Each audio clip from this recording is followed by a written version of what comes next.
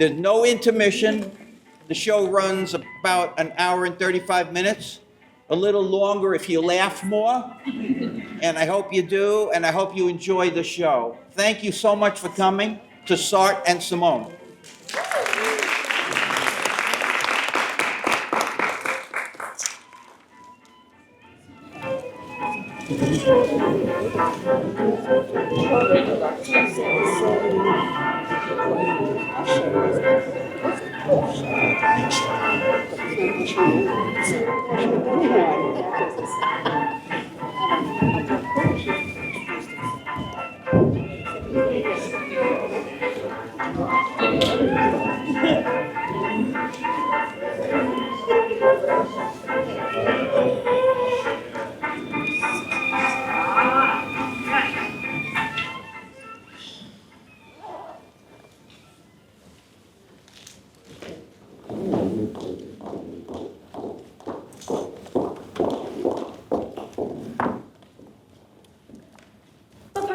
Sartre is a famous philosopher. I can't do what you're asking. It's totally out of the question. Not only am I not attracted to him, but it's no secret he's your boyfriend, isn't that right? Don't be dramatic, Wanda. Of course he's my boyfriend. Everyone knows that. But we have a special arrangement that allows us to see other people. Didn't he tell you? No, he never mentioned anything about it to me. Talking about relationships is not his strong point. He's more focused on his writing. But he did make it a point to talk about our relationship when he wanted it to go in a certain direction. Well, what did he say? I suppose I should tell you what he said, although it pains me to remember the incident. Let me paint the scene for you. We were at his little studio in Paris, the one with no running water. You know the place I'm talking about? His studio? Of course. He takes me there all the time. Well, since you know what his studio looks like, then you can imagine the scene. He's standing there in his typical arrogant little pose with his hand on his hip, lecturing me about Heidegger as if I'm one of his students. I've learned German, so I can read him in his mother tongue. His work is brilliant. None of my students understand him, though. Only one expressed even the slightest interest. Wanda's older sister, Olga. Oh, I know Olga very well. We're actually great friends.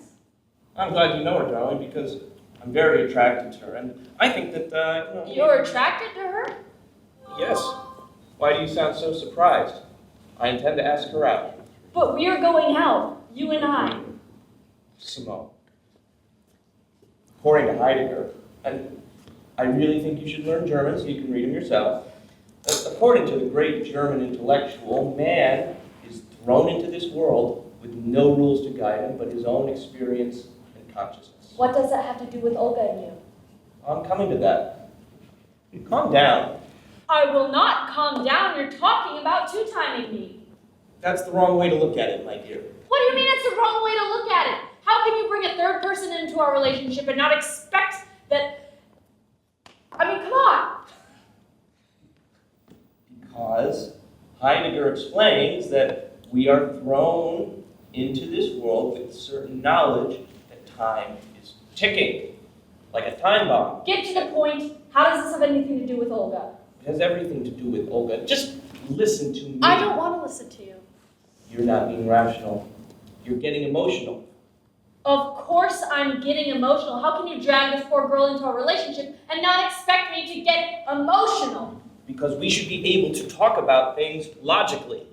And logic demands that we embrace the concept that we are thrown into this human time bomb situation, which we know will end in death, certain death. If that's true, then life is meaningless unless and until we give it meaning ourselves. Surely you agree that man and man alone is the master of his fate, and that meaning is a matter of man choosing what to do, what to think, and what to believe. I have no quarrel with those existential propositions, but how do they give you the right to pursue Olga when you and I are going out? You and I have a pre-existing relationship, and you're trying to break us up by adding Olga to the mix, and I don't like that. And there you're wrong, my dear Simone, there you're wrong. I'm most assuredly not trying to break us up.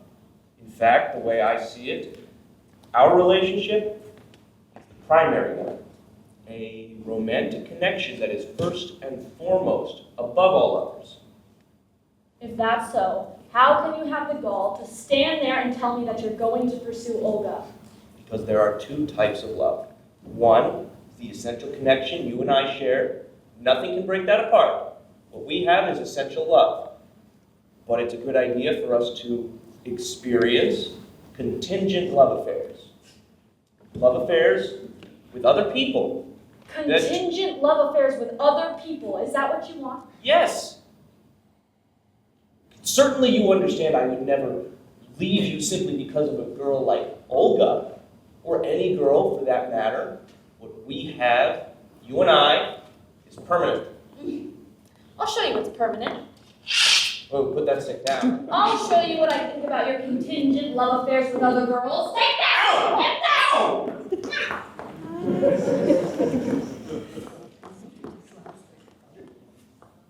Naturally, I was shocked at first. His idea of contingent love went against everything I was led to believe as a girl. But I'll tell you a secret.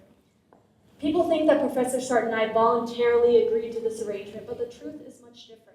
It wasn't voluntary on my part. When you get right down to it, I had no choice. If I wanted to stay with him, I had to agree to his terms. So you allow him to have these contingent affairs with other girls, including my sister? I'm afraid so. Oh, I never heard anything like it. Sure, you have other people call it an open relationship. Professor Sartre just used some fancy terms to describe the type of open relationship that we have.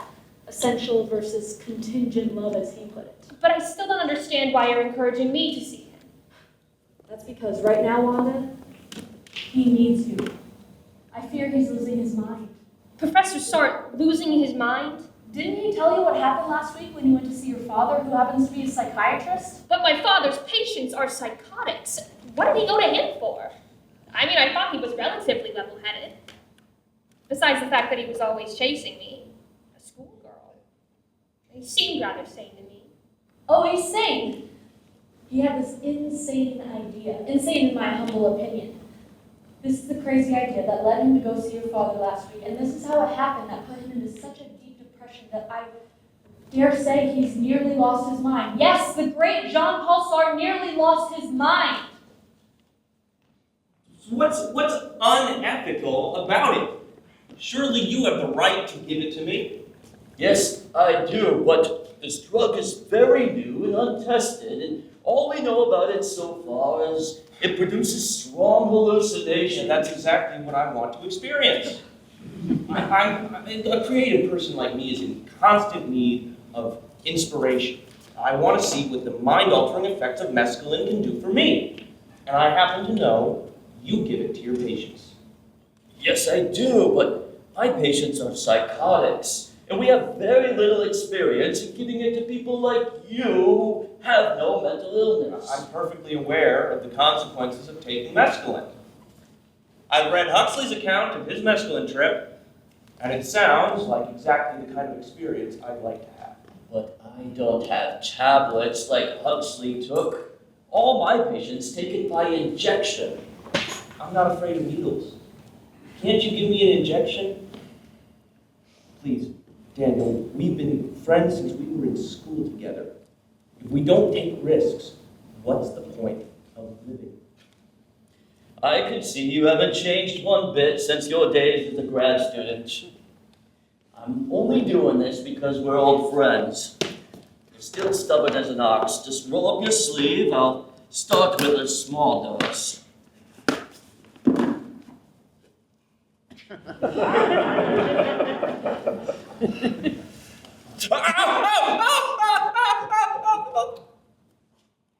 Oh, whoa, what the hell did you do to me? Oh, gosh, that's smart. I thought you said you were okay with needles. I've never had a shot like that before. How long till I can expect to feel the effects of the drug? You should start feeling the effects within just a few minutes. Let me put a little anesthetic on your arm. Are you saying the professor took mescaline in my father's office? Yes, he did. That's crazy. Oh, my dear child, there's so much you don't know about your cherished professor.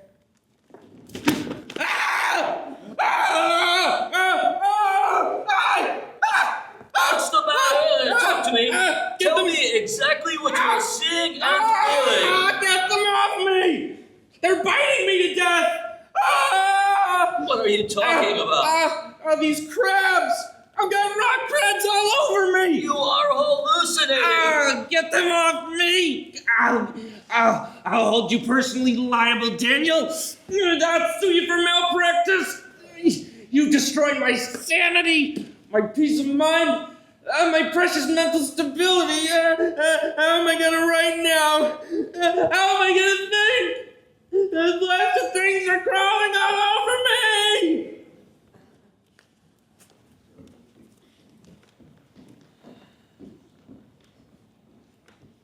Now you see why we need your help. Ever since that shot of mescaline, he hasn't been himself. When did this happen? 6 days ago, and he's still hallucinating. He says the experience totally ruined his mental composure.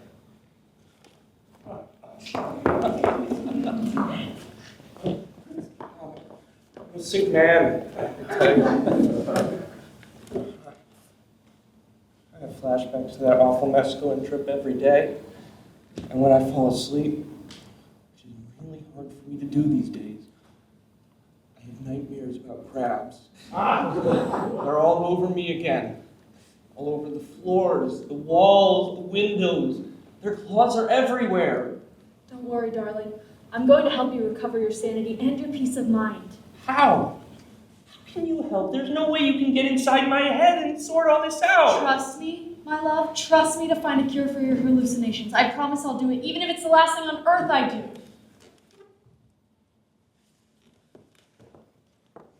How am I supposed to help him in his current mental state? I have no medical experience. I have no psychiatric training. He needs a doctor, not an undergraduate student like me. No, Wanda, that's where you're wrong.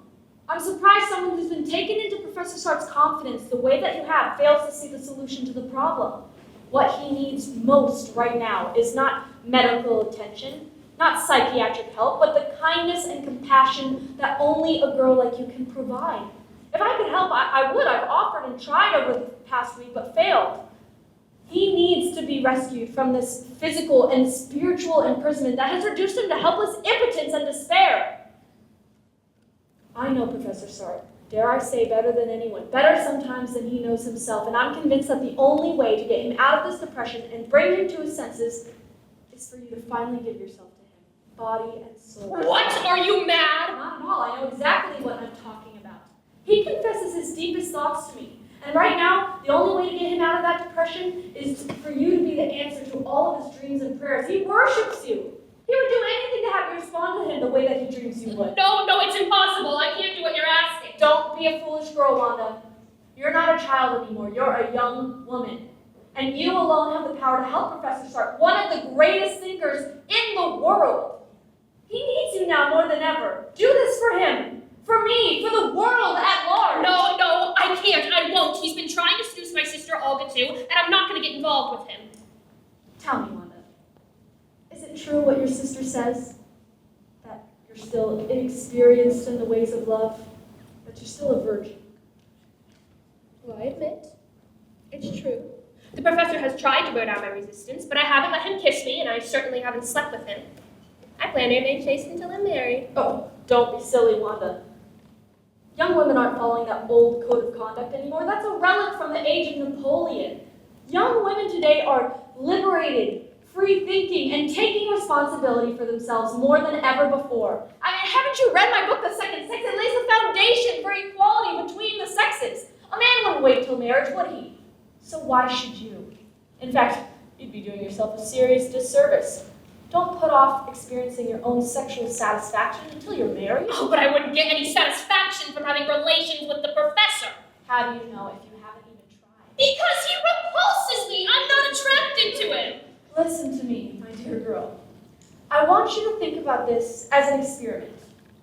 Just listen to my advice and it'll all work out in the end. And in the process, you'll be doing something for one of the most important men in the world. You do know he just won a Nobel Prize, don't you? Now, here's what you're going to do.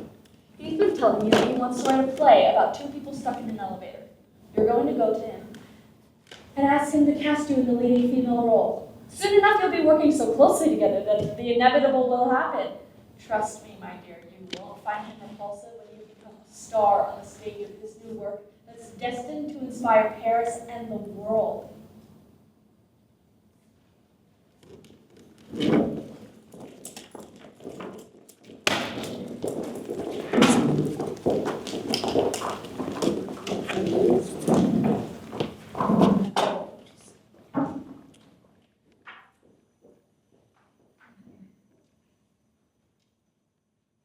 Algeria.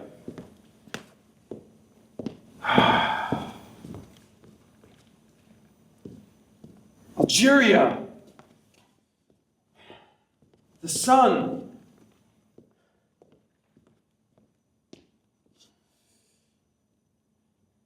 The sun. Algeria.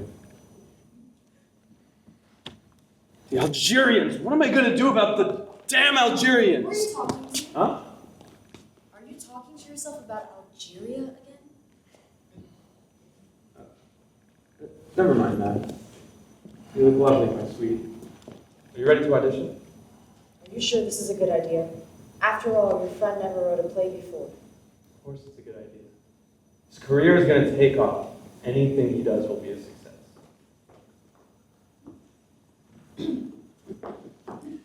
Hello, Albert. What a pleasant surprise to see you.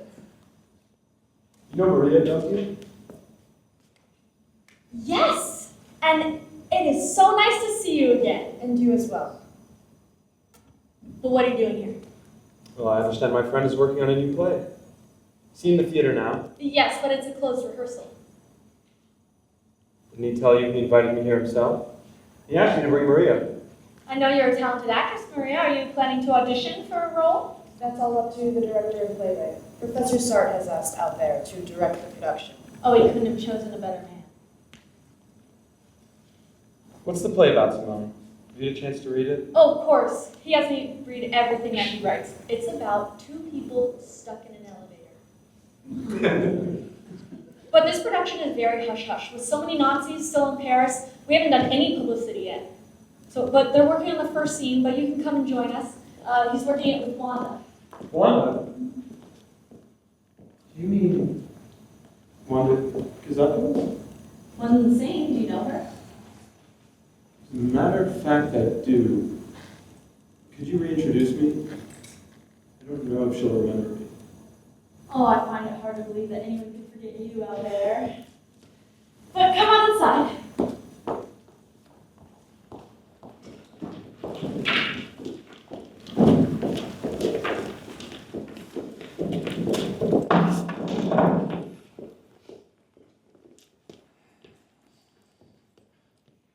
Help, help, we are stuck in the elevator. Can anybody hear us? I think we're gonna die here. Of course we're gonna die here, but hopefully not in this damn elevator. What are you talking about?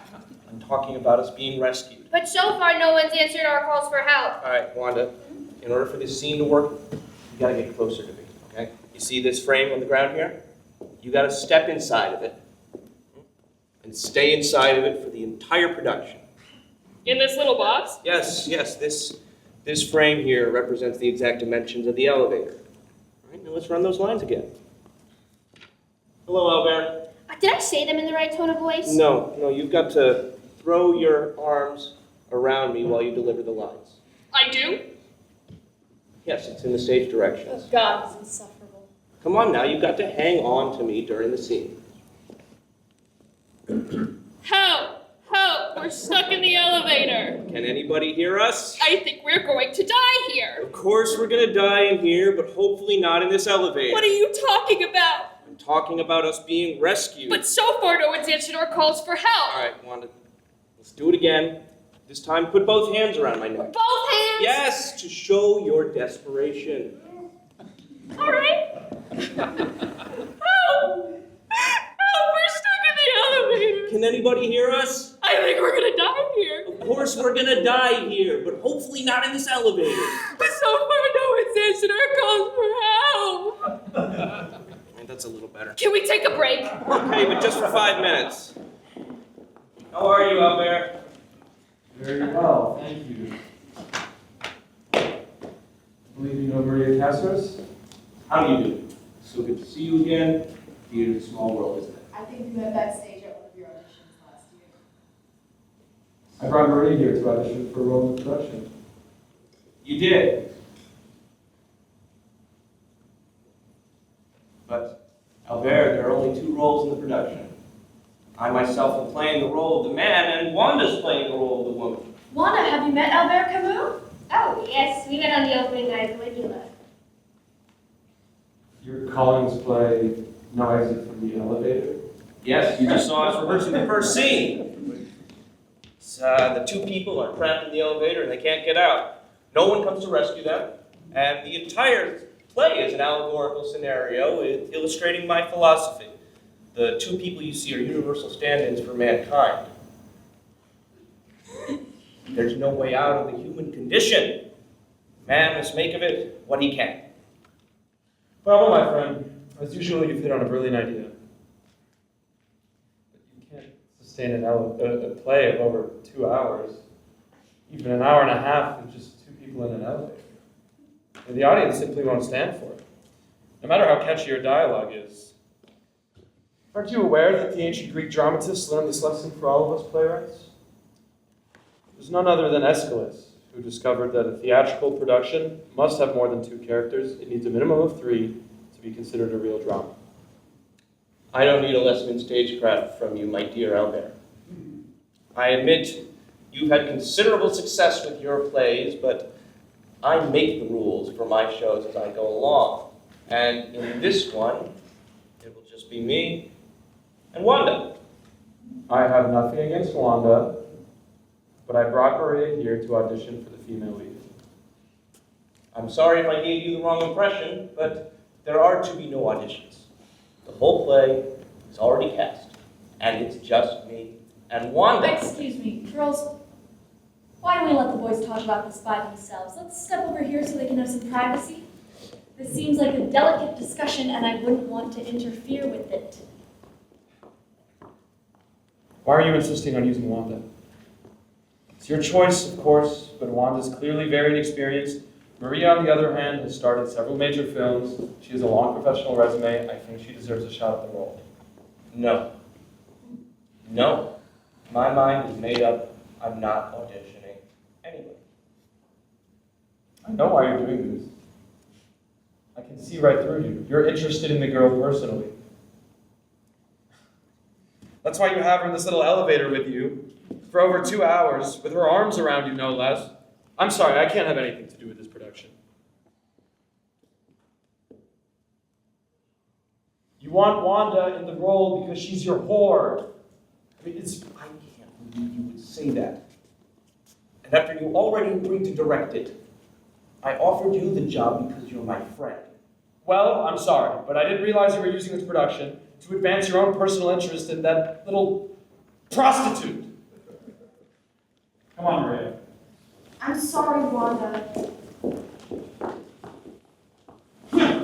I can't believe that double-crossing, two-timing son of a bitch. I can't stand next to you for 2 hours on stage in that little elevator! You have to. It's part of the script. It's his brilliance, my dear. Come now, you'll get over your stage fright. It's not stage fright, I can't do it, that's all! You'll do it, or you'll never work in the theater again.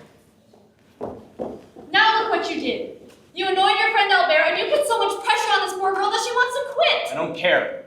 If she can't take direction, she's unfit for the stage. Do you know how hard it was for me to convince her to audition for this role? Well, I'll find somebody else.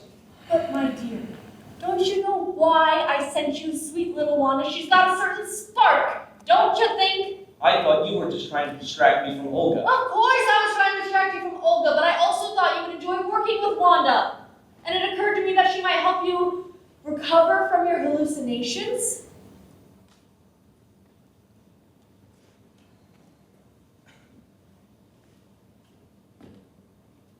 You are incredible. Do you know that? Because I love you and I want you to be happy. But now we've got another problem, this time with Wanda's sister.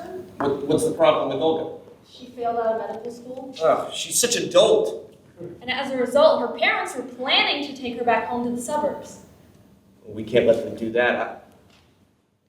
I love that girl and I have to have her in Paris. So do I, which is why I think that you'll like the solution that I came up with. How on earth did you solve it? I told her parents that she wasn't cut out for medicine after all, and that her real aptitude was for philosophy. And then I told them that you and I would help her become a philosophy teacher. And they agreed to keep her in Paris to study with us? Better than that. I convinced them to let both Olga and Wanda move in with us right here for the entire semester. My God. Both girls living under my roof? You're amazing. But how am I going to focus with Olga so close? I've been after her for 6 years. She doesn't do anything but flirt with me. Why don't you let Wanda take your mind off Olga? You know she likes you. She does? Yes, why else would she agree to live in the same house with us? This will be the perfect time to press your case with her, so long as you can keep her as the leading lady in your play. The hell I put myself through with these girls. Now I got both of them living in my house, and according to Simone, Wanda likes me. Then why doesn't she act like she likes me? And yet, maybe I should trust Simone's judgment. She's only a few years older than Olga, after all. And she and Wanda are both young women, so maybe she has some insight into the girls' thinking that I don't have. I wonder what Jack's doing upstairs in my new house. Oh, hello, Professor. What's going on?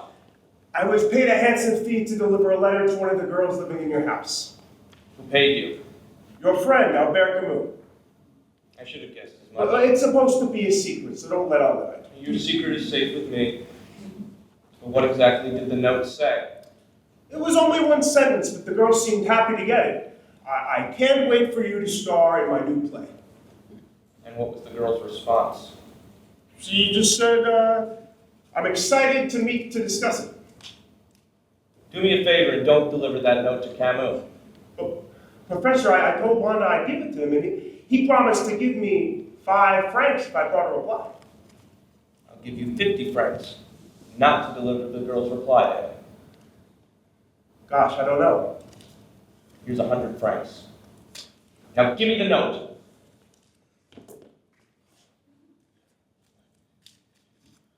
I feel guilty about this.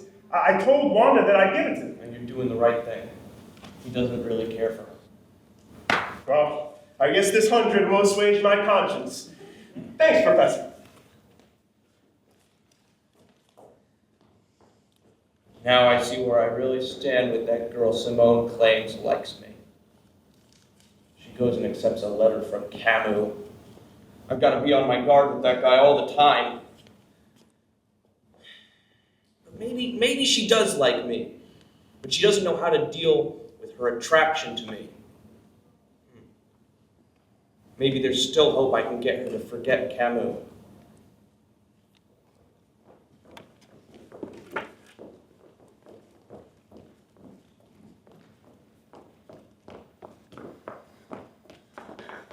I came to see you about a problem, and I'm dying with anxiety about it.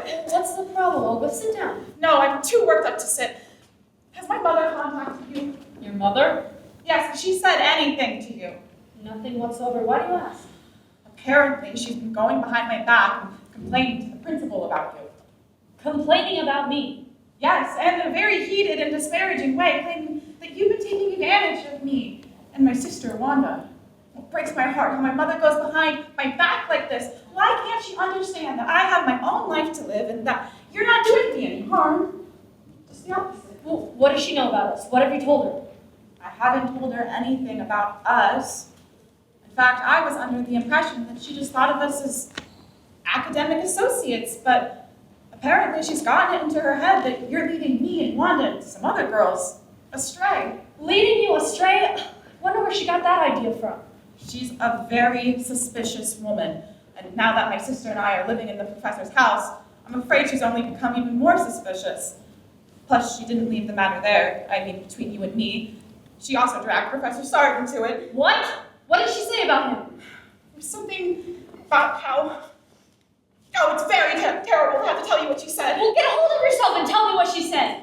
Something about how you procure girls from the high school for Professor Sartre.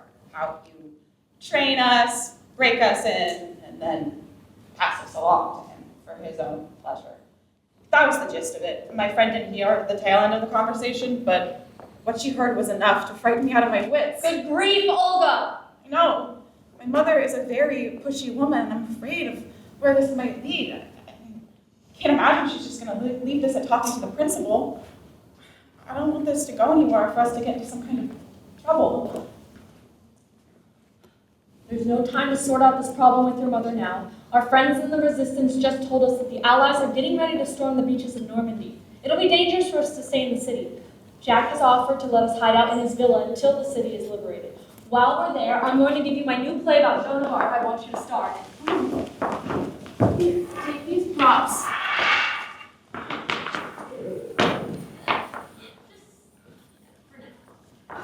Now go grab your things.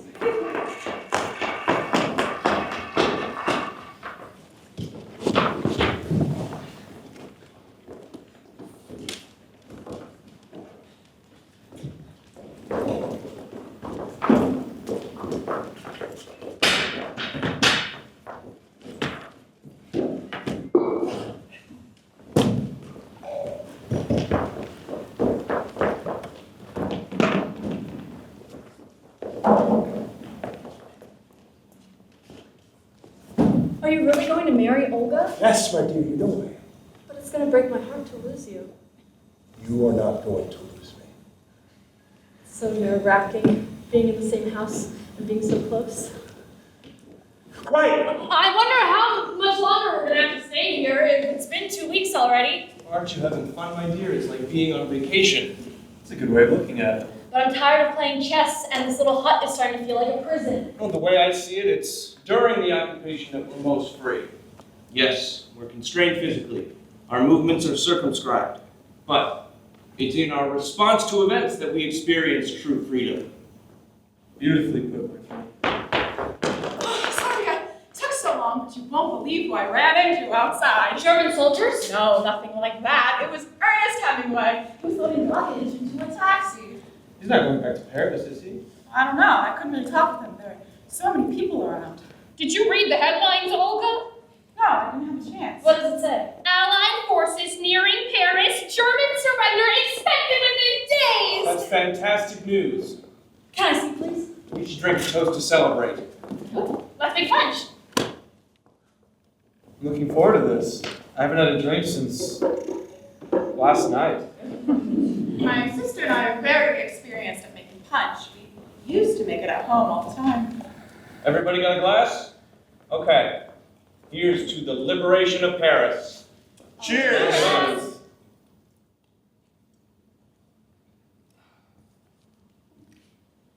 You were wonderful in that reading back in Paris. You're a natural talent. I'd like you to star in one of my plays, too. Thank you. I'd love to. Why don't we have another drink? Another drink always improves my mood. Well, I'm already a little tipsy. I propose another toast to Jean Paul's new play. Thank you very much. Cheers. Bottoms up.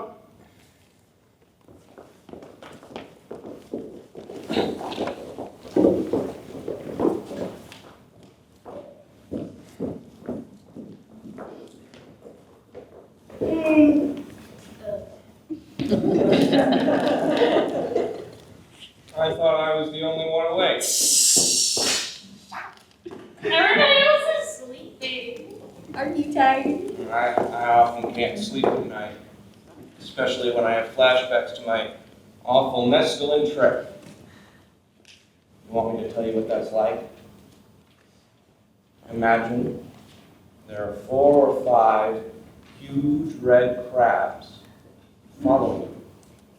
And no matter what you do, where you turn or where you go, you can't get away from them. They're still following you. How can you laugh?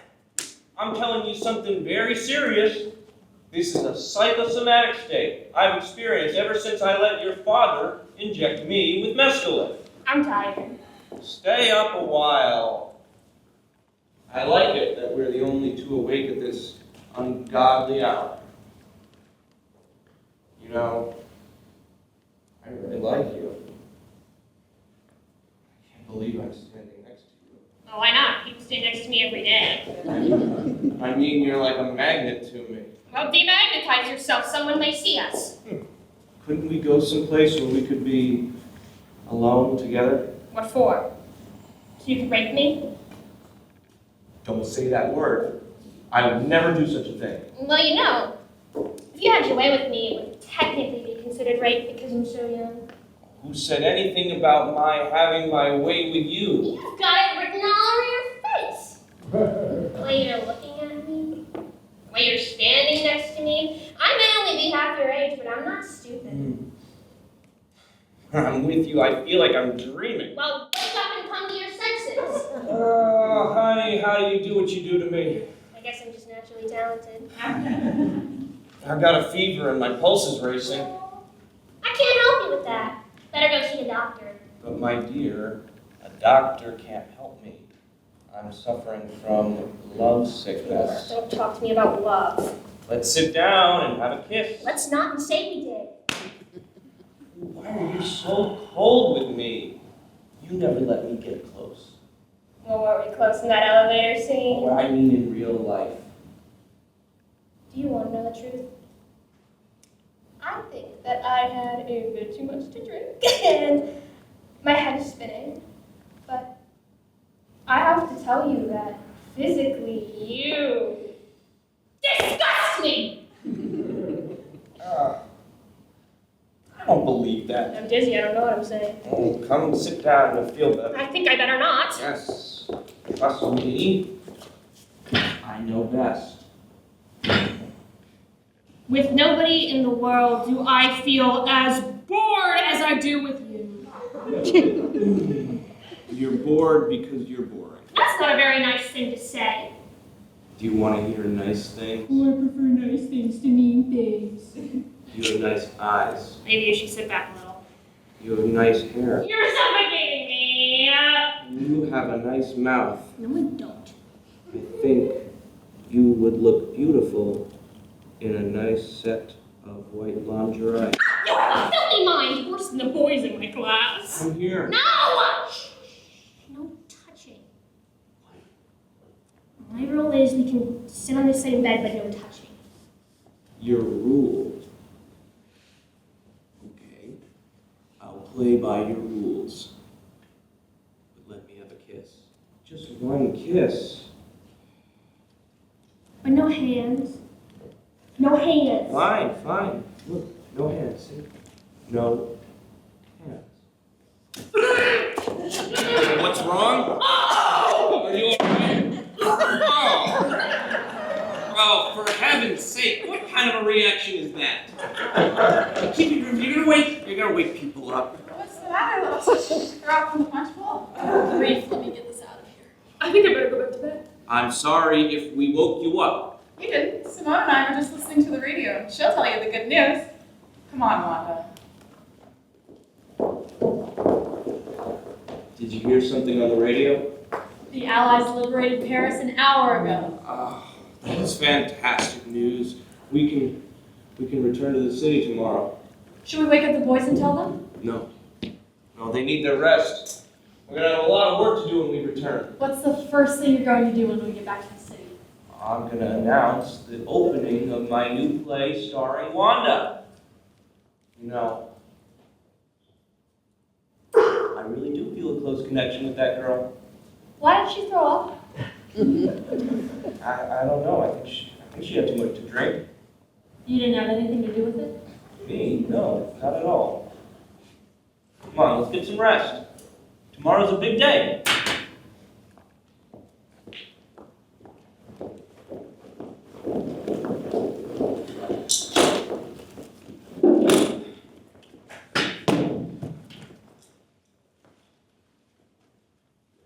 Don't forget to pack your papers. I already packed them. How soon can we expect the car to arrive? If I'm not mistaken, I think I just heard it pull up out front. Olga, could you go check? Has anyone seen my chess set? I packed it already. Are we going to take all the newspapers back with us to Paris? No, just leave them here. Jack might want them for historical purposes, since they do chronicle the most momentous 2 weeks in France's history. The car is here, but I doubt it's going to be big enough for all of us. Why on earth not? I told them that we were going to be 6 people. It's a Volkswagen Beetle. Volkswagen? That is. Well, we can't all fit in such a small car. Someone's going to have to stay behind. Might be best to have 2 people stay. That way you don't have to cram 3 people in the back seat. I actually called a friend of mine this morning who has a Bugatti, so I'll just wait for him to arrive. Who do you know with a Bugatti? Michel Gallimard? Really? Oh, Albert, you always do travel in the most fashionable way. I always wanted to ride in a Bugatti. I'm not happy about leaving her alone with him. Michelle will be here in a minute. Like, they won't have time to do anything. Okay, it's settled then. Albert and Wanda will wait for the Bugatti. No sense wasting any more time discussing it. Olga, will you help me bring these trunks out to the car?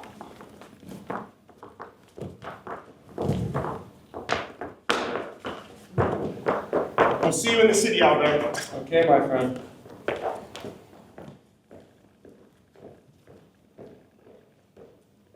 Tell Gallimard to drive carefully. He's carrying precious cargo. That little girl's the star of my new show. I'll give him your warning. Well then, au revoir. See you in Paris. I'm excited about riding in a sports car. Oh, I just said that to get him to leave. But I'll call Gallimard later. He'll pick us up. You mean you didn't call him this morning? No. But rest assured, he'll pick us up. You like to take risks, don't you? What I really like is to be with you. Alone with you. Don't talk to me like that. I've liked you ever since we first met. Everybody is telling me they like me. Who else told you? Your friend. Oh, Henry says that's everyone. Well, he's been after me for years, ever since I took his philosophy course. I've been after you for years too, but you're always surrounded by other boys. I can never tell you. Don't joke around. I'm not joking. You know, now that the others are gone, I can tell you things I wouldn't say in front of them. Like Simone. You like Simone. I like her too, but it's so irritating the way she's always hinting she wants to have an affair with me. Is it so obvious? She practically throws herself at me every chance she gets. Don't tell her I said that. I don't want to hurt her feelings, but no, I would never have an affair with Simone. Why not? Don't you find her attractive? Not at all. I don't like the way she's constantly talking. She's also a blue stocking, which really annoys me. What's a blue stocking? A blue stocking is a woman with too much education and scholarly interests. What's wrong with that? What's wrong with it? I don't know. I find it annoying in a woman. You're kind of a misogynist, aren't you? No. I love girls. I love their company. I need them in my life. You know, I even think Simone is smart. I just find her intellectual brand of writing and speaking to be unbearable. Well, didn't you like her book, The Second Sex? Oh, I hated it. All she talks about is feminism. It's completely flawed. I can't stand it. Well, I'm a feminist. You are. Yes. No, you're not. Yes, I am! At any rate, you're nothing like Simone. You're easygoing. You're easy to be around. You're fun to talk to. You did a wonderful job in that play reading, too. Well, I'm pretty convincing about being stuck in an elevator, aren't I? Come on, let's go inside. But there's nothing in there. All the luggage has been taken out. It's just an empty room with a big bed. That's all we're gonna need.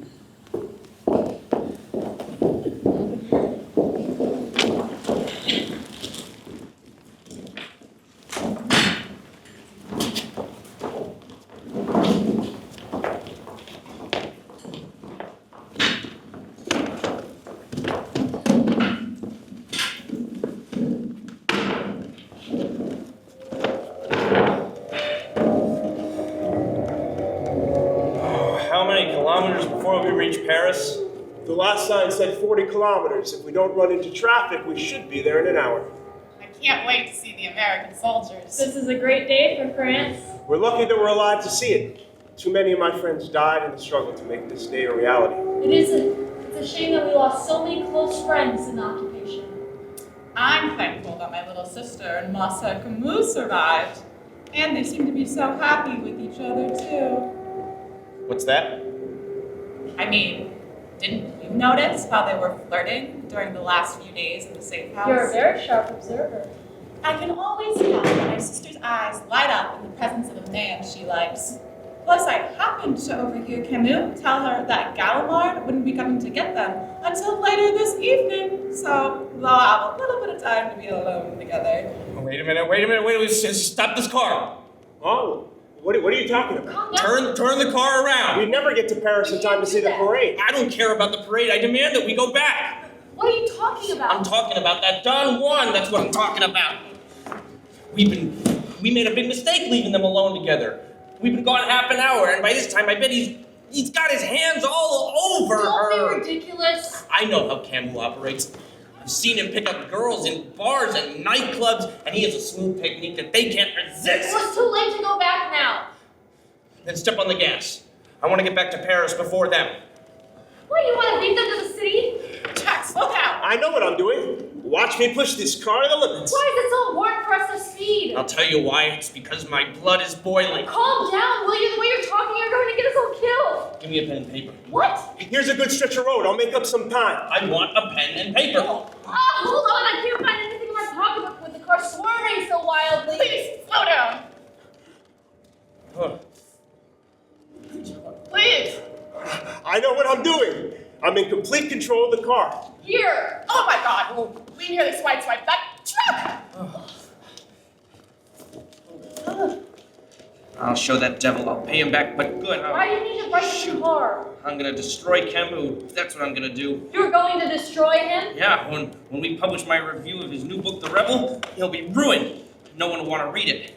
His reputation as a philosopher will be tarnished beyond repair. That's vindictive of you. Don't do it. If I did what I really felt like doing right now, I'd kill him. I'd physically kill him, but at least this review will put my feelings into words, and I can kill his reputation with this one bad review. That's vile. That's not like you, my dear. Don't you remember you told me yourself you don't have a jealous bone in your body? I don't think he's serious about Wanda, but even if he is, think, my love, think. What were you doing with his girlfriend Maria before you left the city? I don't know about that. That had nothing to do with it. This is personal. But if he finds out that you were having an affair with his girlfriend, how do you think he'll react? He'll want to kill you. He'll And wanna- you know how much stronger he is than you. He used to play football. You want to kill me? Good. What are you reading about? I'm glad he'll want to kill me. He'll certainly want to kill me after he reads this review. Let him try. I know how to fight. I'm an experienced boxer. I've boxed with my students for years. Don't be foolish. You're a rank amateur at best. If you challenge him to a fight, he's likely to kill you. Step on the gas. Oh, God save us! Slow down! Slow down! Faster, faster!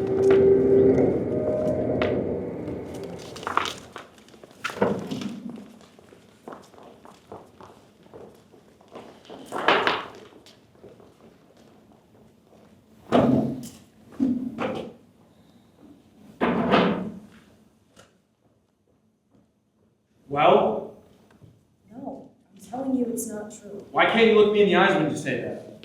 I always know when you're lying. I'm not lying. I never slept with Monsieur Sartre. How could you accuse me of such a thing? Because I know how he operates. I've seen him pick up girls in bars and nightclubs. Meanwhile, he's having half a dozen affairs with his students. He's stringing along Simone de Beauvoir. He's insatiable. He's like an animal. He never touched me. I find that hard to believe. Are you sure you're not rejecting? Aren't you accusing me because you've been having an affair with his girlfriend? This Wanda creature? The little vamp. Where did you get that idea? I'm not a fool. I hear things. Word gets around. Well, it's not true. What is that? It's your friend's review of your book. Let me see it. It's not very flattering. For some reason, he's taking a position directly contrary to yours.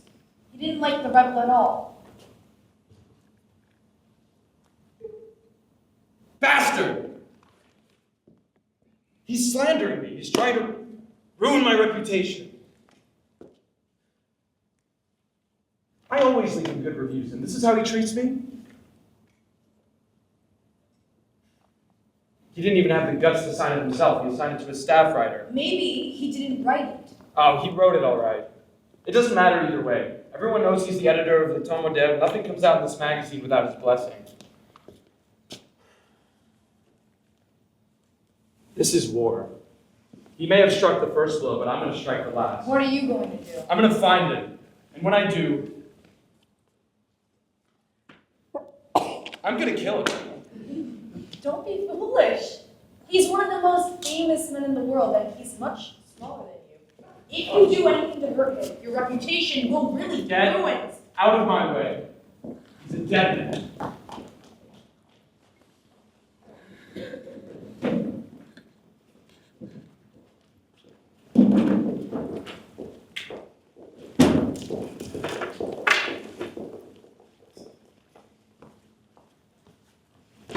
Jack, you cue me. Simone, cue Wanda. Where do we start? Page 2, elevator scene. I'm not gonna need any help. I've got it all memorized. All right, let's start work on the first scene. Help! We're stuck in the elevator! Can anybody hear us? I think we're gonna die here! I knew I would find you here. What do you want? We're in the middle of a rehearsal. I read your review. My review? Didn't you read the byline? It was written by a staff writer. Staff writer my ass. I recognize your style. And either way, this attack on me and my book is unmistakably yours. Very well. I didn't like your book. You spent the bulk of it criticizing communism. The communists deserve every word of that criticism. Look what they're doing in Algeria. They're violent, and they use violence to achieve their political agenda. What are you going to do? Attack me physically? Please don't argue, boys. I would be totally justified in punching you in the nose. I know what you did with Maria. It's not true. And I know what you did with Wanda. It's not true. I came here to kill you. But I'm not a violent man. I let my emotions get the better of me. Now that I'm standing in front of you, I'm reminded what a puny runt you really are. I'm not going to have it on my conscience that I killed a weaker man. I'll show you who's weaker! Let go of me! I'll kill him! I'll kill him! You don't want to do anything, right? Yeah, I am. Please, boys, stop this bickering. Let him go! I told you I'm not violent by nature, and I have no desire to win a fight against a smaller man. And apologize for what you did to Wanda. He didn't do anything to me. Put up your hands and fight. This is crazy talk. No one is going to accuse me of running from a challenge, but I really don't want to hurt you. I'll kill you! You're gonna get yourself hurt! Let go of me! Stop this arguing! We can't let them fight with their bare fists. Someone's liable to get hurt. What are the gloves? What? The gloves! Gloves? What gloves? The fuck say gloves if they're going to fight? At least they won't kill each other if they're wearing gloves. Well, where are they? Across the room! That's a good idea. I don't want to wear gloves. I want to hit him with my bare fist. Don't be foolish. You don't want to do that any more than he does. Be still, will you?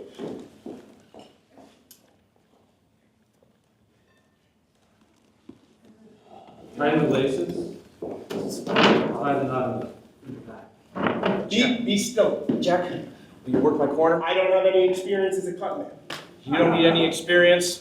I'm not gonna get cut. I wouldn't be so sure about that. You really have to do this? You insulted me publicly. I can't back down now.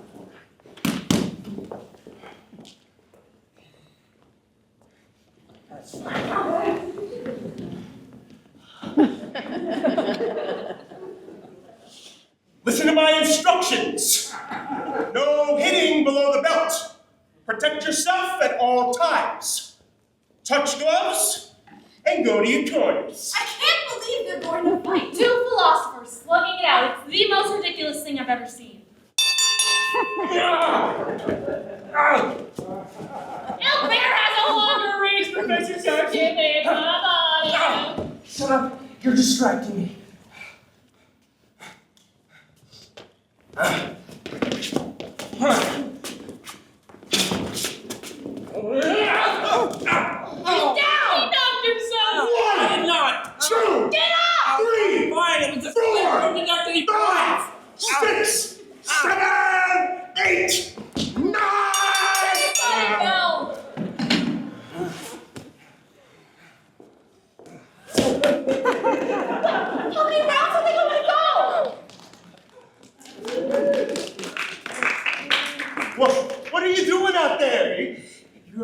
impressing me. You didn't land one punch on him.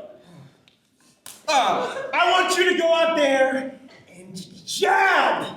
Why aren't you throwing any combinations? Don't make a fool of me. Give me some water. There's no time for water. The second round is about to Get on start. your feet. Don't hurt him. Huh. Three. 1, 2, 3, 4, 5, 6.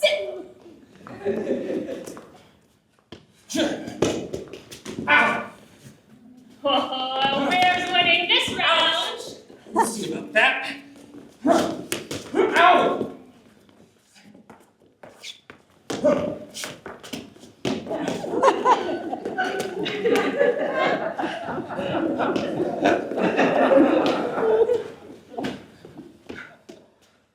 Ow!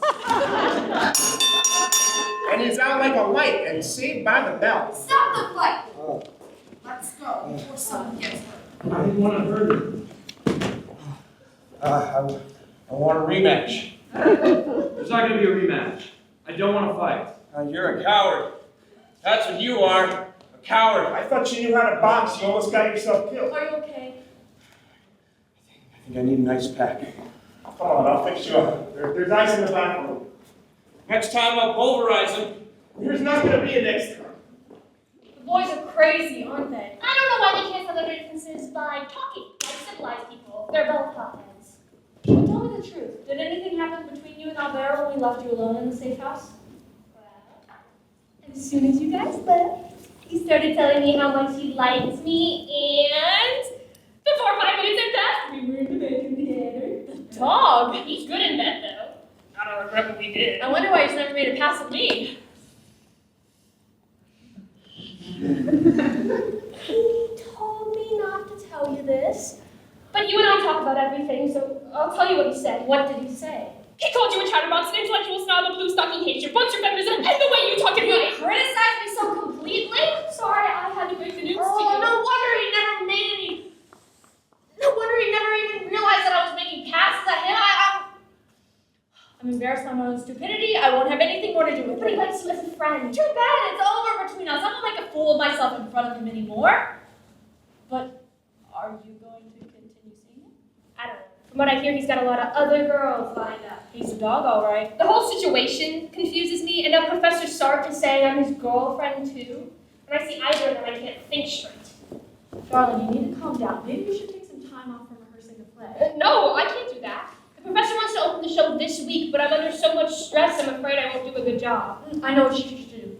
You should have a few sessions with your father. He's a great person to talk to when you're under stress. But doesn't he just give people drugs and tranquilizers? No, not at all. He only injected the professor with mescaline because he requested it. Besides, you're his daughter. He won't even charge you for the sessions. I really think that you'll feel better once you talk with him. Come on, I'll call your father right now. We'll make an appointment for you.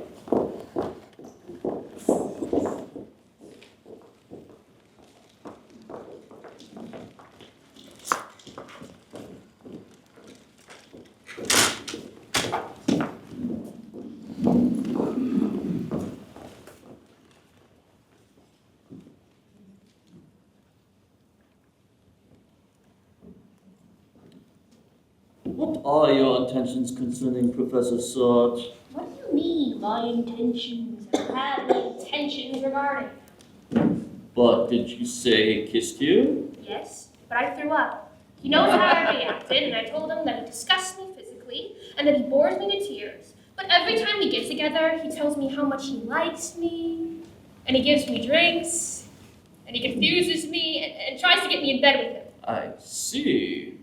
I'm under constant stress with him. I see. So Mademoiselle Simone suggested I come talk to you about the whole situation. But tell me something. What is the relationship with you and Simone? Speak freely. I'm not here to judge you in any way. So I am relatively inexperienced with men, but not necessarily with women. What do you mean, not necessarily with women? Well, Olga and I, you could say we have a relationship with Simone. You mean a physical relationship? A sexual relationship? Yep. I think you did the right thing in coming to see me. If your mother knew what you and your sister were up to with Simone, she would hit the roof. Just between us, I think your mother is a paranoid schizophrenic. No, I'm not. Oh, good night, dear. Good night, dear. But I am good friends with Professor Sartre and also with Simone, and you were a student in that class, weren't you? Yeah, I took philosophy with Professor Sartre, and then I took a course on feminism with Simone. Listen to me, my child. What I'm going to tell you may sound shocking, but it is the purpose of psychoanalysis to uncover the truth of the patient's unconscious life.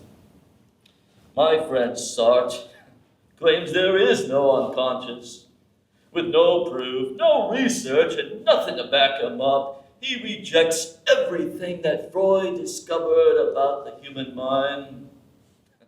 In my opinion, he's afraid to acknowledge Freud's discovery of the unconscious, because to do so would take away from his philosophical position that man is the maker of his own destiny. But what does the unconscious have to do with me? My problem is all this stress I feel when I'm with him. I'm very conscious of these feelings of stress.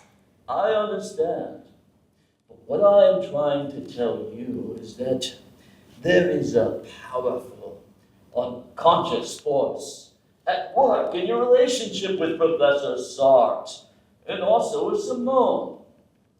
Now, they have what we call a quasi-parental relationship with you and your sister. And this type of relationship often springs up when a teacher takes a student under his wing, as both he and Simone have done with you and Olga. They have traumatized you by breaking the incest taboo and sleeping with you, or attempting to sleep with you. The incest taboo?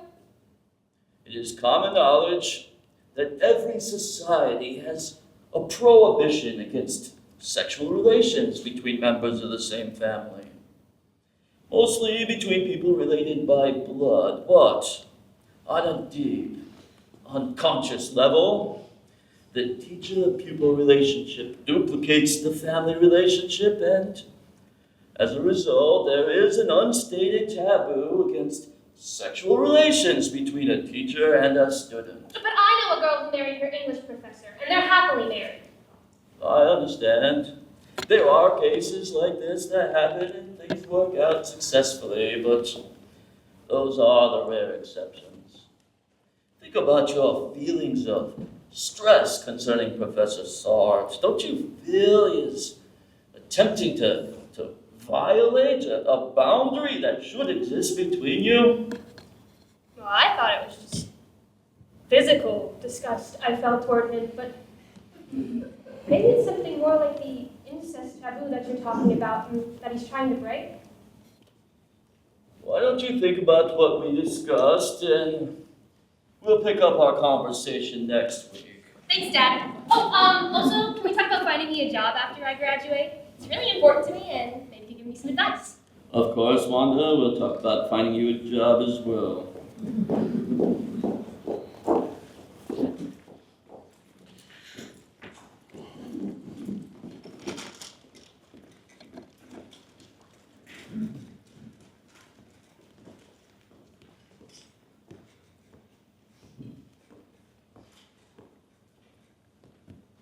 Did you know that Wanda went to go see Dr. Kosakewicz? Yes, I made the appointment for her. Why the devil did you do that? She doesn't need his help. She's been under a lot of stress lately. What kind of stress? Well, working on the play for one, and then there's her relationship with Albert, Don't remind and me. her conflicted feelings toward you. Toward me? Don't you realize that she likes you? Oh. How can you say that she likes me? She told me I disgust her. When I kissed her, she threw up. The poor girl is confused, my dear, but she's interested in you, and it's tearing her up mentally. Really? You can be rather obtuse about other people's feelings sometimes. So you sent her to her father? Yes, I thought it would help her to talk out her problems with him. You know how good he is with young people? But he's a Freudian. And you know I reject his analytic approach. My biography of Jeanette will prove once and for all that man can be understood completely through the conscious choices that he makes, and that the unconscious has nothing to do with it. Thank you for the history lesson. Good day, monsieur, mademoiselle. Are you Jean-Paul Sartre? Yes, I am. But what happened to you, Inspector? Are you all right? No, nothing really, just a little scratch. You see, the Nazis are keeping all the good gasoline for themselves, and as a result, I had a little incident with my motorbike. And are you Simone de Beauvoir? Yes, Inspector. Is there a problem? I'm afraid there is to be a hearing, and I must ask you to accompany me to the station house. A hearing? What's this about? Does this have anything to do with the German surrender to the Allies? No, mademoiselle. You are being called to answer questions in the case of a mother's complaint against you for violating her teenage daughter.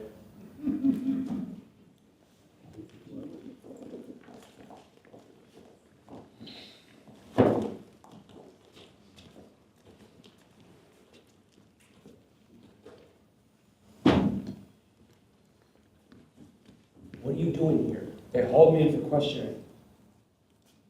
Why have we been summoned to this police station? Do you know this woman?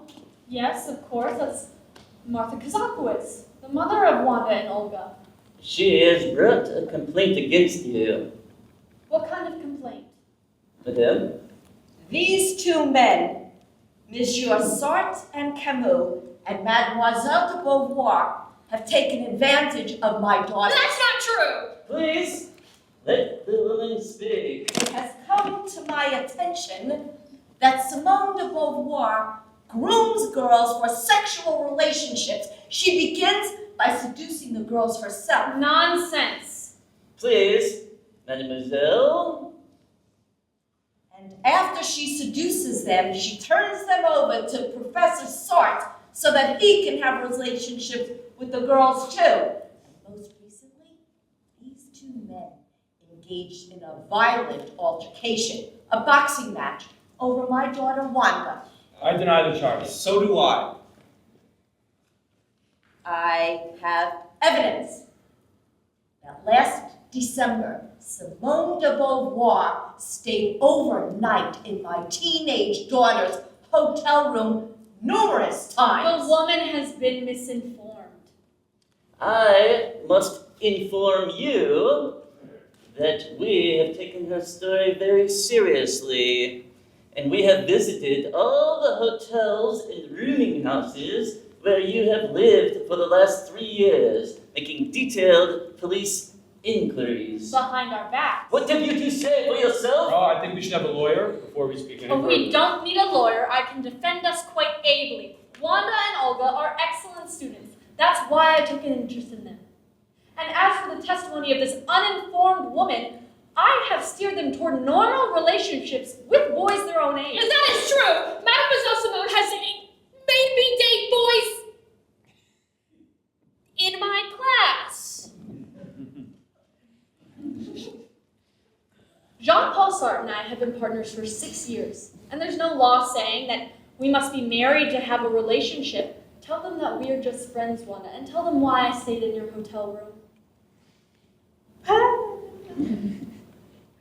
Mademoiselle Simone came to my hotel room in the winter because her room was freezing. And I admit that I told my ex-boyfriend that the two of us were lovers, but that's because he wanted to marry me and I wanted to get rid of him. The Mademoiselle suggested that I invent this story to disgust him and get him to leave me alone. And as for my relations with Professor Sartre, the two of us are in a play together, and that explains why I'm often with him. Having heard the evidence from both sides, I find that nothing can be proved against the defendants. But Inspector, I beg Let you. me finish. Everything may be hearsay. Mademoiselle de Beauvoir's teaching credentials may be impeccable. But she cannot be allowed to continue teaching at the high school. She is unmarried. It is common knowledge that she has lived for years in an illicit relationship with Jean-Paul Sartre. She has no permanent home. She lives in hotels and rented houses, corrects her students' works in the cafes, and at a time when France is urgently trying to restore moral values, she teaches the writers, the homosexual writers, Proust, Goethe, and Genet. What an outrageous accusation! It's tantamount to censorship. My verdict is that she and Professor Sartre be relieved of the teaching positions at the school effective immediately. Letters of termination will be mailed to you by the dean. Good day. Thank you, Inspector. Come along, young lady. But can I stay here? No, don't let me have to tell you again. Tough break, getting fired from your teaching jobs. I was getting sick of teaching anyway. Those young minds just aren't on my level. We don't need the money, so it's not a problem financially. It's just an embarrassment and public humiliation. I'm sorry we had that fight. But I'm not over my resentment against you because of that review you published. Maybe we should keep away from each other since we seem to get on each other's nerves. I agree. I wouldn't be here today, but I was threatened with arrest if I didn't come. Okay, anyway, let's go. Let's get out of this depressing police station. Oh, when I was in the lobby, they gave me this telegram for you. It's from Ernest Hemingway. Hemingway, that's a surprise.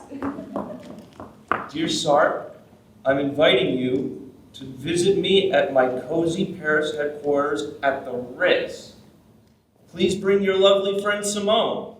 I'll supply the booze. Best wishes, Ernest.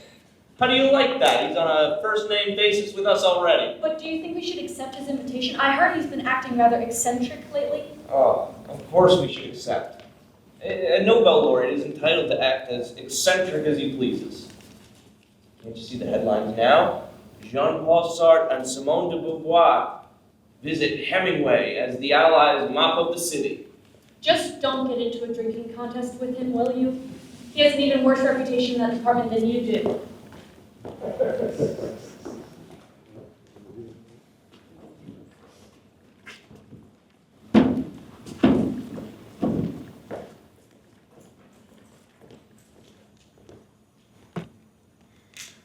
To love two girls is a dangerous game. And yet, like a lovesick fool, I pluck on two sets of heartstrings.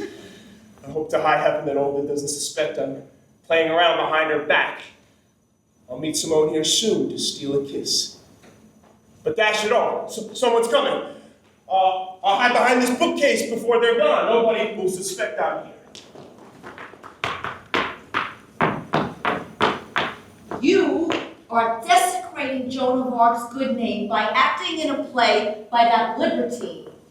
I got her and her creepy boyfriend fired to keep you out of their clutches, and here you go, traipsing around in a theatrical costume to play the lead in her play. Mother, stop! Simone is a genius, and this role portrays women as a force to be reckoned with. I'm glad I got the part. Now, let me rehearse my lines. They're rhyming couplets, and I need to deliver them perfectly. You thought me but a girl, a simple fool, to be a pawn, a plaything, and a tool. But now with every thought and every breath, I seek to send the traitor to his death. She knows. Those are not lines. I see it in her eyes. They burn with rage. A traitor? That's me. Oh my God. She's discovered my infidelity. That's it, my girl. You give that villain hell. All men are liars, as I know too well. Your father, with his psychiatric smirk, says I'm not well enough to know how villains work. But mothers know, they sense a hidden sin. Now point that sword and drive it bravely in. Oh my God! Her mother's in on it! This is the end of all my romantic games! They planned this attack on me! It's a matriarchal coup! Oh, Jack, you fool! She's going to run you through! Come out, you coward, from your hiding place. Let justice meet you face to guilty face. Your secret rendezvous, your whispers out of sight, are crimes deserving punishment tonight. For such a betrayal, there can be but one price. Your lying heart will serve as sacrifice. Your stance is wrong.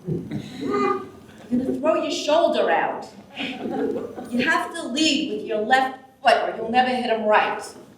No, like this. You need to engage your core when seeking vengeance on a whoremongering scoundrel. Let's take a break and get a coffee. This righteous anger is exhausting me. She's right. My footwork's really quite a mess. I have one better when I'm in the dress.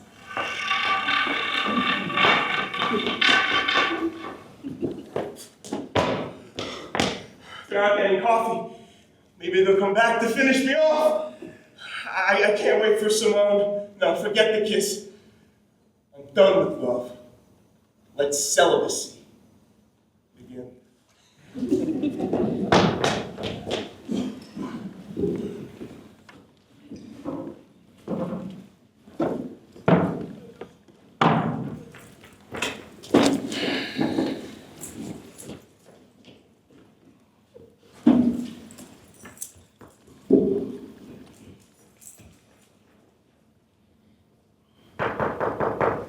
Huh? What's that?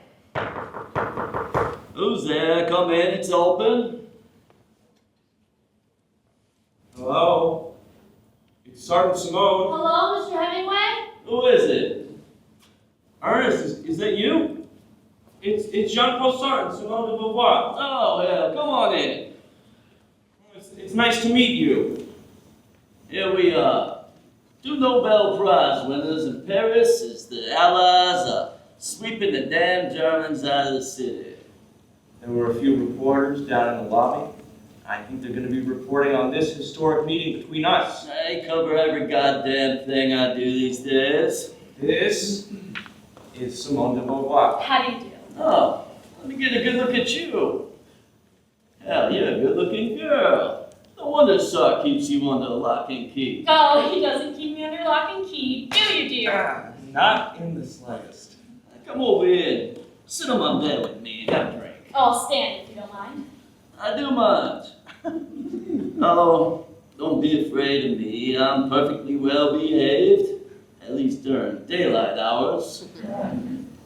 Do me a favor, hand me that bottle over there, will you? Cheers. Cheers. Maybe I should order another bottle so you guys can join me in the deep end. Oh, that's very kind of you, but we have to file stories on the Allied operations by a 5 o'clock deadline. I'm a reporter, and nothing's gonna stop me from celebrating today. Have you looked out the window? The Allies are marching through the streets and the Germans are running for their lives. It's a great day for France. Do you see any crowds out there? My window overlooks the front of the hotel. I see some men in green fatigues, but they're not wearing caps, so I can't tell if they're Germans. They take off their caps so they can escape undetected. Whoa, what are you doing? Is that gun loaded? Please, Mr. Hemingway. I'm gonna clear the streets so we can go down to the bar and have a drink. I wanna celebrate the liberation of Paris. We should get out Be of here. careful with that machine gun! Let's go. Let's go. No, we need to stay and cover what he does. Rose! What's he Rose! say? It's German and it means get out, get out. Rose! Rose! Ernest, be careful with that machine gun. Stand clear! Ah! Take that, you bastards! Is he hitting anyone? He just knocked down the whole clothesline! Madness! Please stop shooting! I'm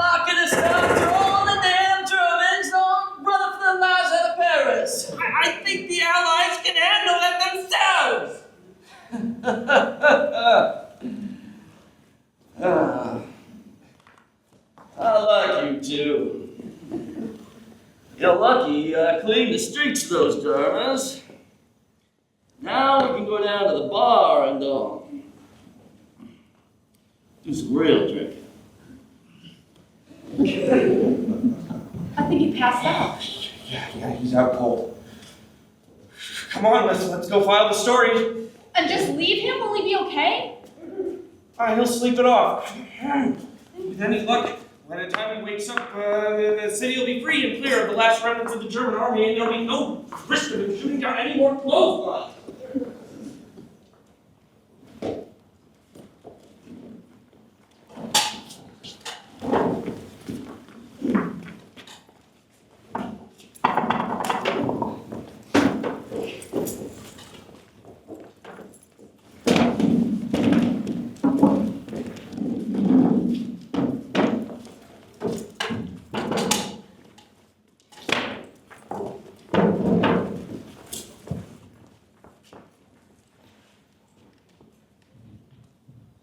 Listen, I have to tell you something.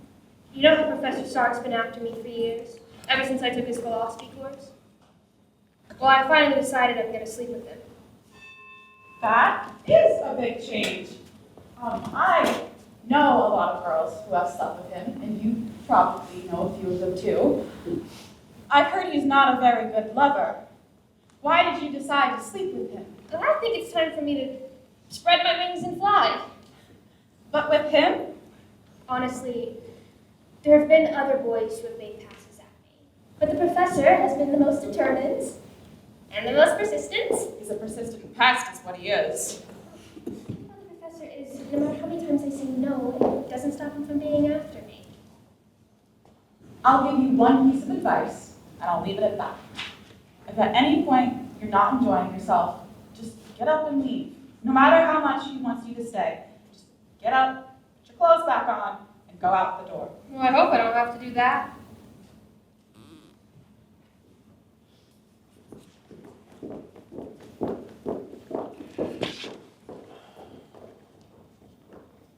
Well, did you hear the news about Wanda? Sure, you mean her deciding to break down and sleep with your boyfriend? Everyone's talking about it. Jack told me. And you don't mind? Me? You kidding? Why would I lie? Because I happen to know that the two of you slept together in the safe house? It doesn't bother you that she's decided to sleep with your friend? Simone, I have no proprietary interest in the girls I sleep with. After I've had the pleasure of being with them, they can do whatever they want. I'm not jealous or possessive. How magnanimous of you. If I felt jealous, every girl I've slept with, my life would be a never-ending emotional mess. It's not that I love them and leave them, but there's just so many of them. Here they come. Oh, the look on my friend's face. Looks like a self-satisfied pig. Look at the expression on Wanda's face. She looks like a nervous wreck.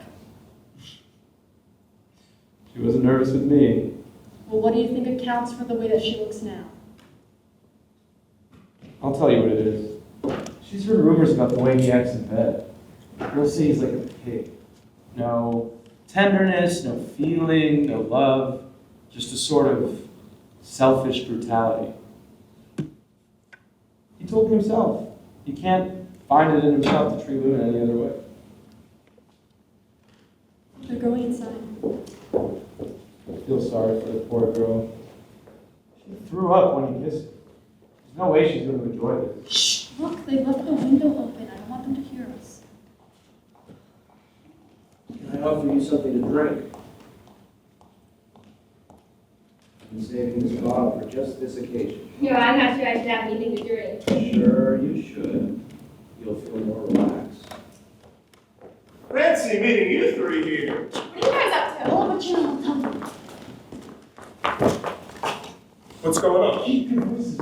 Why? Your sister and the professor are upstairs.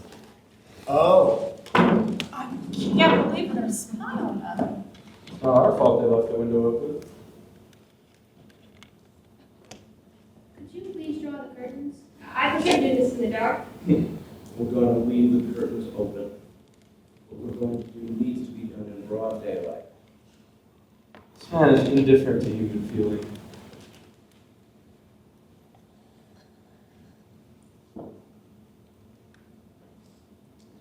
Well, I want you to know. I deflowered a virgin on that bed yesterday. Wonderful bedside manner. Do you have to tell me something like that before we do it? It's kind of revolting. Don't be so squeamish, my dear girl. Go ahead and finish your drink. This is too much for me. You drank more than that in the safe house. Bottoms up. God, he's getting my sister drunk. What do you expect? It's his modus operandi with all the schoolgirls. Now, I'm going to show you how a man makes love to a girl. Remove the rest of your clothes. Oh, can't I leave my underclothes on? Absolutely not. Everything off. Everything. Every last stitch of clothing off that beautiful little body. I can't listen to this. I feel like we're violating their privacy. Well, they left the window open, so it's not our fault that we could hear it. That's it, sweetie. Now lie down on the bed. That's it. Hold still. I'll be finished in just a minute. Where does he come up with lines like that? What are you doing? I'm doing what I've been waiting to do for 6 years. That's it. I'm gonna go up there and put a stop to it. Don't you dare.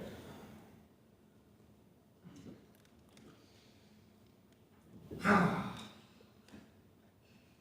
did you like it? Pretty good, right? What? How did you like it? That's it? What do you mean that's it? You mean you're through? Yes, I'm through. Now, put your clothes back on. I want to go down to the cafe and have a drink. Come on, Jack. I don't want to be here when they come down. We haven't even ordered a drink yet. We'll get one later. Okay. See you guys later. Ciao. Martha, how are you? Hello, Jack. You, Deb. Bring her over. Speak to me. I don't feel so well. How are you? Come on, speak with her. Come sit down. Well, old boy. Next time you make merry with a young girl, you should make sure the whole world doesn't hear you. Huh. So you pack of voyeurs heard Sit everything. down, honey. No, I drank too much and my head is spinning. Take me home. But we live here now. Come on, I'll take you back inside.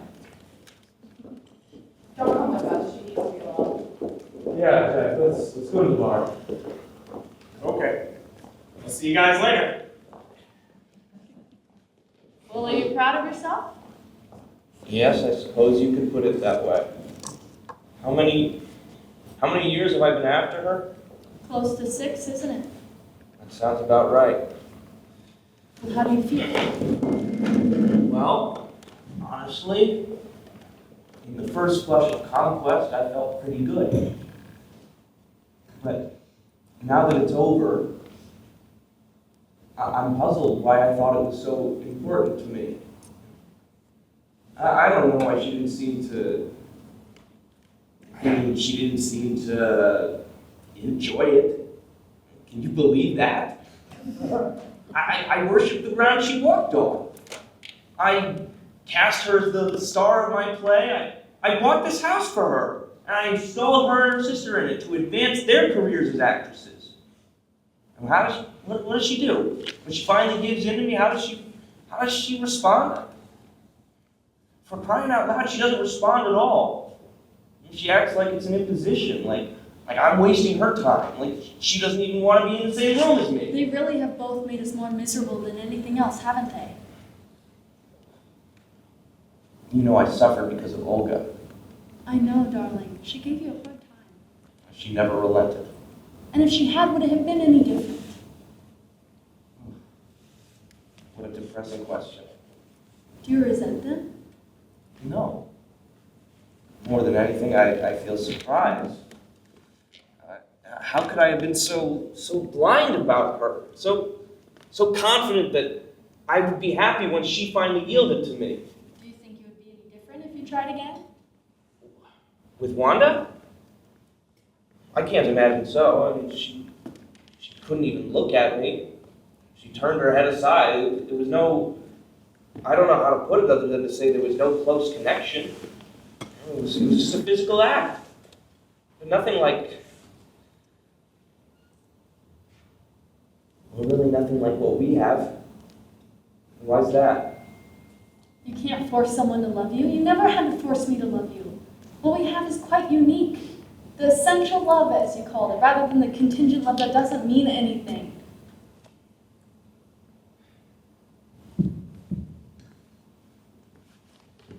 Have you ever felt that essential connection with anyone else?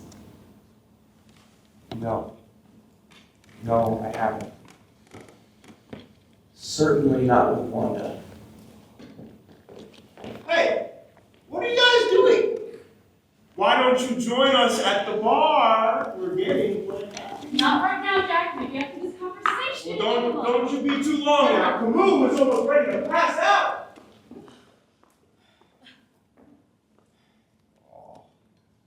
Why did you send Wanda to me? Did you really think she could help me?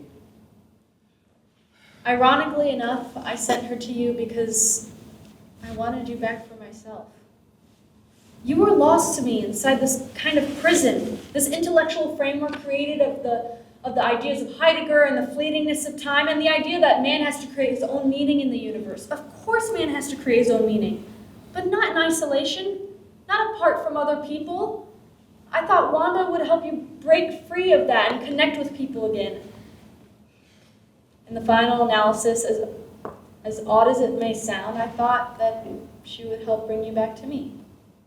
Back to you? After all, to come back to you? I sent her to you because I missed you, and I wanted you back for myself. How I thought that would work, I'm not sure, but I thought that she would help you get back your zest for life and recover from your hallucinations, and all the while, I'd be waiting for you with open arms. I have come back to you, Simone. It's like waking up from a dream and seeing things clearly for the first time in years. My whole life, my whole philosophy was centered around myself, around my perception of others and my perception of their view of me. It was a prison I built around myself, and it never let me see the one true thing I found in my life. And that's the importance we have for each other.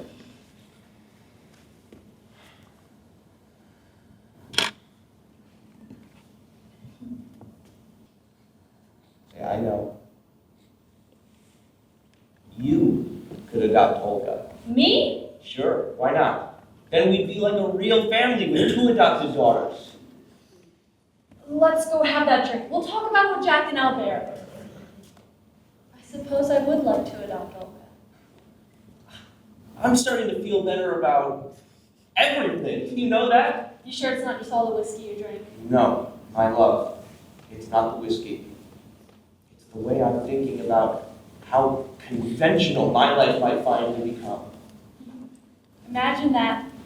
Us together with a real family of our own. Who would have thought we'd see the day? Before I go get that drink to celebrate, tell Wanda to come outside.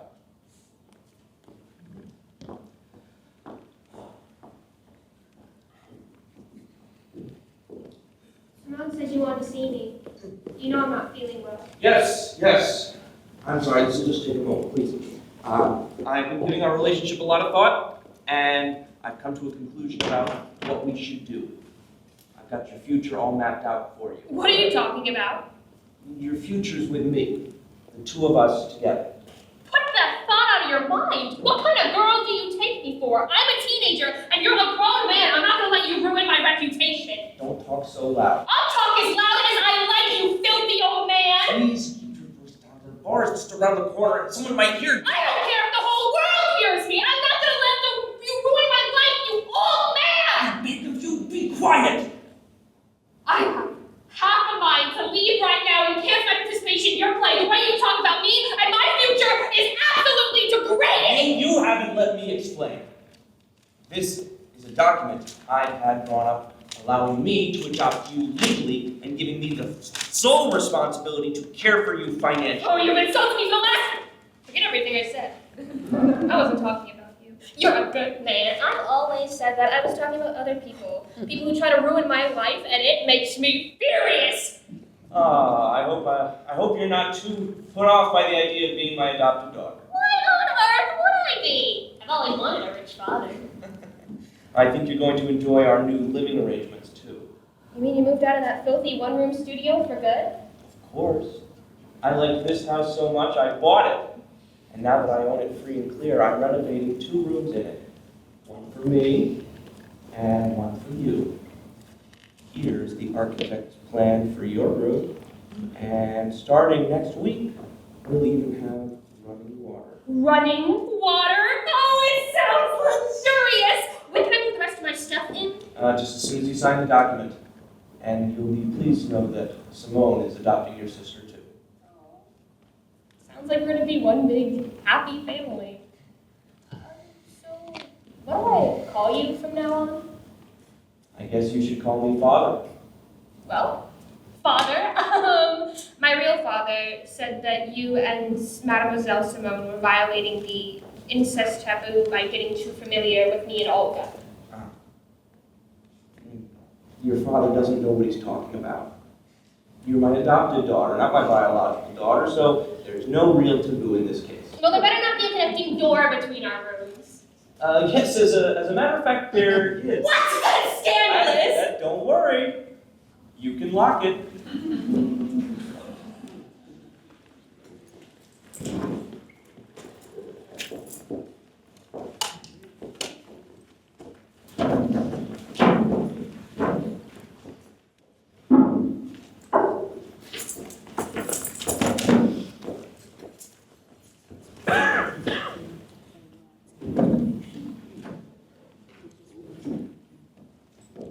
Are you out of your mind? How can you let him adopt you? Because once Simone adopts Olga and the professor adopts me, we're all going to live together. My financial future will be secure. But it's incestuous. It'll mean you'll have slept with your father. I've thought about that, but it's all in the past. Once he adopts me, it's all going to end. Oh, so you say. Why are you so worried about it? Why do you think? Because he's stealing you away from me. No, he's not. I'll have a private room, and we'll still be able to see each other if that's what you want. Of course that's what I want. I don't like the idea of you under that lecturer's control. Don't worry about it. Let me show you a picture the room will have, and you can visit me there whenever you like. How can you ask me to move in here? Because once Simone adopts me, she'll be your mother-in-law. I can't live in the same house with my mother. Why not? They have plenty of room. We'll still have our privacy as a married couple. Because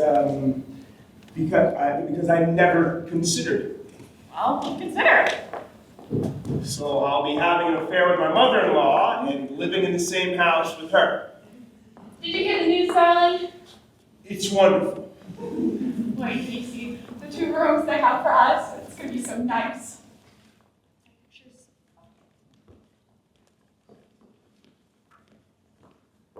Well, darling, is it going to drive you to distraction living with the girls? You know how fathers can often be annoyed by sons-in-laws and boyfriends hanging around. It's going to take some getting used to for sure. Family life always involves compromise, but I think I'm going to get used to it pretty soon, especially now that we seem to slowly but surely be getting liberated from our obsession with the girls. Imagine what the papers will say. Jean-Paul Sartre, a family man.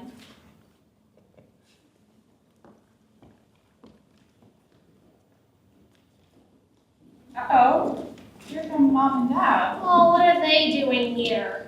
I don't know, but for some reason Mom was awfully calm. I gave her a tranquilizer before we left the house. Dad, those are horse tranquilizers. You gave Mom a horse tranquilizer? Oops, my mistake.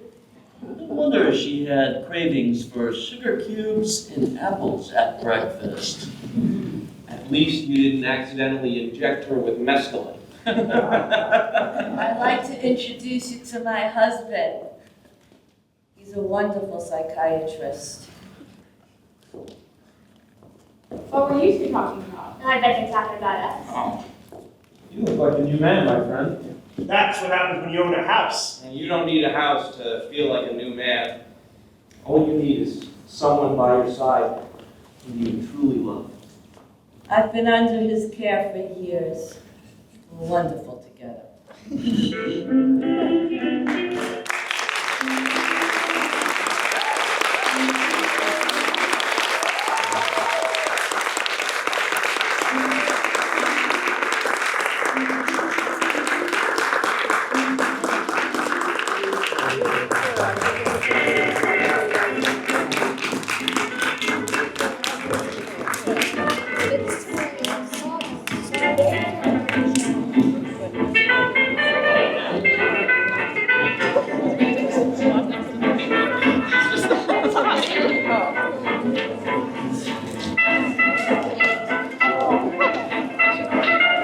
It's okay to be